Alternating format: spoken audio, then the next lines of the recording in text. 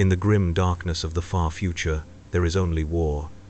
Yet within this endless conflict, some burdens are heavier than others, some trials cut deeper than any blade, and some transformations demand not just flesh and blood, but the very essence of what it means to be human. This is the story of what it means to earn your place among the Emperor's angels of death.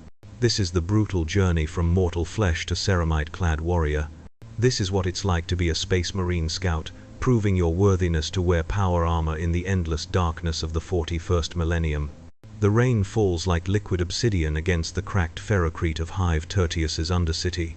Through the scope of a modified bolter rifle, Scout Initiate Kale Mordian watches the heretic patrol advance through the ruins below. His finger rests against the trigger, steady despite the weight of expectation crushing down upon his shoulders. 3 years of training, 3 years of proving himself, and still he wears nothing but carapace armor and the burning desire to be worthy of something greater. The vox crackles in his ear, Sergeant Voss's voice, hard as adamantium and twice as unforgiving. Target the leader, Scout, make it count. The Emperor protects, but marksmanship protects better. The words carry the weight of 10 millennia of warfare, spoken by one who has earned the right to wear sacred ceramite through rivers of enemy blood. Kale's breath mists in the cold air as he steadies his aim. This is more than just another mission. This is another test, another opportunity to prove that he deserves to stand alongside the battle brothers of the Crimson Fists chapter. Every shot must be perfect. Every movement must demonstrate that he understands what it means to serve the Emperor with absolute devotion. The bolt round takes the heretic leader in the head, explosive mass-reactive tip painting the wall behind him in arterial crimson. The remaining cultists scatter like vermin exposed to light, and Kale allows himself a moment of grim satisfaction. Another enemy of the Imperium dead, another small step toward earning the sacred armor that represents everything he has trained to become. But worthiness in the Emperor's service is not given freely. It must be carved from flesh, bone, and unwavering faith, one trial at a time. The path to becoming a Space Marine scout begins in the recruitment chambers of the Fortress Monastery, where mortal boys are transformed into something far more than human.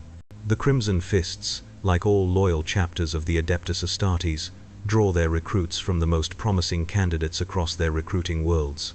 These are not ordinary children, for they are survivors, fighters, those who have already proven their worth through deed and determination.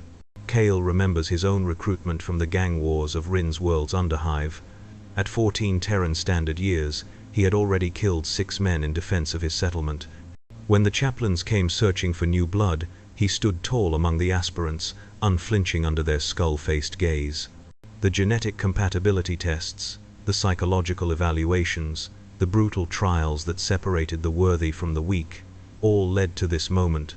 Kneeling before Chapter Master Pedro Cantor as he accepted the honor of serving in the 10th Company. The Scout Company represents the future of every Space Marine chapter. These neophytes, their bodies already enhanced with some of the sacred gene seed organs, serve a dual purpose. They learn the arts of war through direct combat experience, while simultaneously proving their worthiness to receive the remaining implants and the sacred power armor that marks a true battle brother of the Adeptus Astartes. In the training halls beneath the Fortress Monastery, Scout Initiates endure trials that would break ordinary men, combat training with masters who have fought for centuries, tactical instruction in the arts of reconnaissance, infiltration, and precision strikes, spiritual conditioning under the watchful eyes of chaplains who test not just physical prowess, but the purity of faith that must burn bright in every servant of the Emperor. The power armor worn by full battle brothers is more than mere protection, it is a sacred relic, each suit blessed by Tech Marines and sanctified with 10,000 years of prayers. To wear such armor is to carry the weight of the chapter's honor, to bear the expectations of heroes who have served the Emperor since the dark days of the Horus Heresy. It cannot simply be given to the untested. It must be earned through sacrifice, dedication, and absolute proof of worthiness. For Kale and his squad brothers in the 10th Company, every day brings new opportunities to prove themselves. Their carapace armor feels like paper compared to the ceramite plates worn by their battle brother instructors.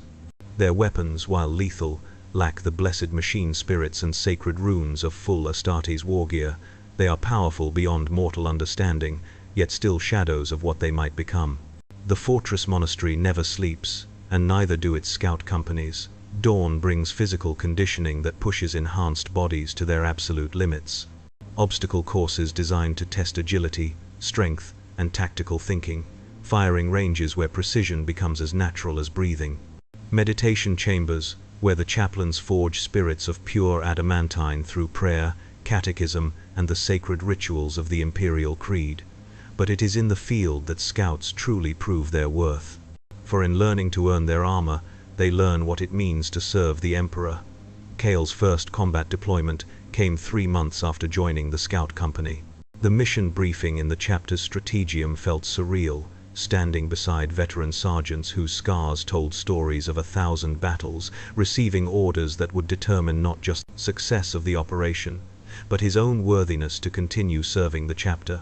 The enemy was a chaos cult that had taken root in the commercial sectors of Hive Tertius. Intelligence suggested they were preparing for some form of summoning ritual, potentially threatening millions of Imperial citizens. The full battle companies were engaged in campaigns across the sector, leaving the suppression of this threat to the scout company and their veteran instructors. Sergeant Voss, a grizzled veteran whose power armor bore the scars of 2 centuries of warfare, gathered Cale's squad in the deployment bay. "You will observe, you will learn. You will follow orders without question," he stated, his voice carrying absolute authority. "The Emperor protects, but he protects those who prove themselves worthy of his protection. Today, you begin to earn that worthiness." The insertion was Cale's first taste of real warfare beyond the controlled environment of training. Drop pod deployment into hostile territory, the ceramite shell screaming through atmospheric entry before impacting in the heart of enemy-controlled territory. The moment the doors blew open, he was no longer a student, but a weapon in the Emperor's hand. Moving through the underhive with his squad brothers, Cale felt the weight of expectation like a physical burden. Every step was observed, every decision evaluated.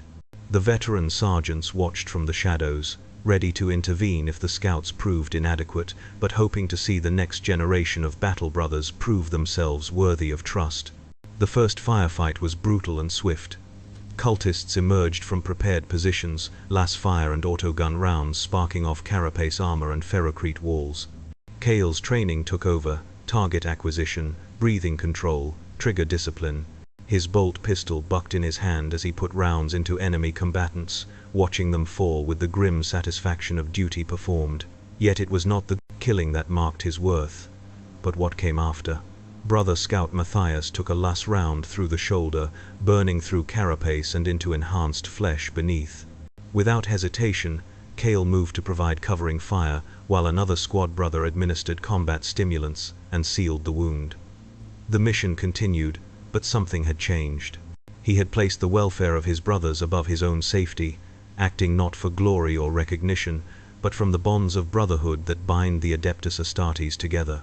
This was the first lesson of worthiness, way A, that power armor is not earned through individual achievement, but through dedication to something greater than oneself.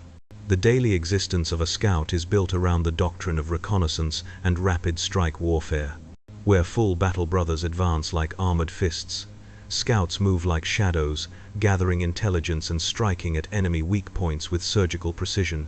Their missions take them behind enemy lines, into hostile territory where capture means death or worse, and where every skill learned in training becomes a matter of survival. Cale's squad specializes in long-range reconnaissance and target elimination. Their days begin before dawn with physical conditioning designed to maintain their enhanced physiology at peak efficiency. Modified push-ups that would cripple normal humans, endurance runs across terrain that changes daily to prevent adaptation, combat drills with weapons ranging from combat knives to heavy bolters. Breakfast is a carefully calculated mixture of nutrients designed to fuel their enhanced metabolism.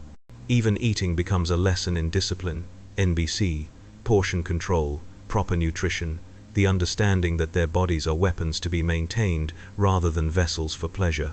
The fortress monastery's apothecaries monitor every aspect of their physical development, ensuring that the gene seed implants are integrating properly and that their bodies are preparing for the final transformation into full battle brothers. Tactical instruction occupies the morning hours. Map reading, terrain analysis, enemy identification, weapons maintenance. Brother Sergeant Voss conducts these sessions with the precision of a master craftsman, his centuries of experience distilled into lessons that could mean the difference between mission success and catastrophic failure. The Emperor gave you enhanced reflexes and improved strength. He reminds them daily, but he also gave you a mind. Use it, or die forgotten in some nameless battlefield. The afternoon brings practical application. Live fire exercises in environments that simulate every possible combat scenario.